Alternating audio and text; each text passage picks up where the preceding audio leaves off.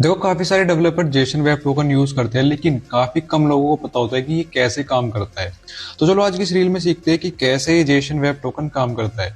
देखो, Jason web token के अंदर तीन पार्ट होते हैं जो कि डॉट से सेपरेटेड होते हैं। तो ये जो फर्स्ट वाला पार्ट होता है ये होता है हमारा एनकोडेड हेडर।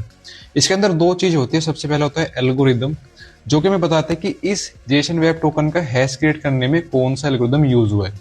इसके बाद हमारे यहाँ पे एक टाइप होता है जो कि जेसन टोकन का टाइप बताता है।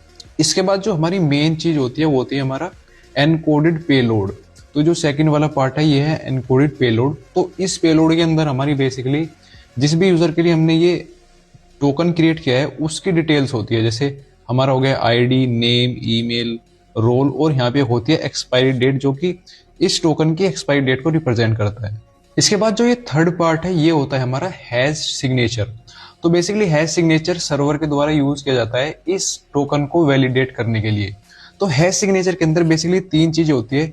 सबसे पहले होता है हमारा एनकोडेड हेडर, प्लस हम लेते हैं यहाँ पे एनकोडेड पेलोड, और एक सीक्रेट यूज होता है जो सर्वर पे पड़ा रहता है। अब इन तीनों की हेल्प से जो हमारे ये एल्गोरिदम है इसकी हेल्प से एक हैश सिग्नेचर यहाँ पे बनाया जाता है जिसको कि आप दोबारा से वापस से कन्वर्ट नहीं कर सकते। तो आई होप आपको ये सारी चीज क्लियर हो गई होगी। लेकिन अब डिस्कस करते हैं कि सर्वर किस तरह से इस जेसन वेब टोकन को वैलिडेट करता है। तो देखो, जब सर्वर को कोई जेसन वेब टोकन मिलता है तो वो क्या करता है कि इस जेसन वेब टोकन के हैश सिग्नेचर को एक वेरिएबल में स्टोर कर लेता है।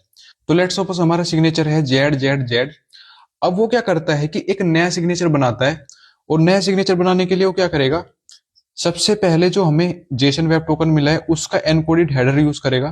तो लेट सपोज ये एनकोडेड हेडर है एक्स, प्लस वो क्या करेगा इसका एनकोडेड पेलोड यूज करेगा। लेट सपोज ये है वाई, और हमारा फिर यहाँ पे एक सीक्रेट यूज करेगा जो हमारे सर्वर पे ही पड़ा रहता है। तो उस सर्वर के सीक्रेट को मान लेते हैं यहाँ पे जेड।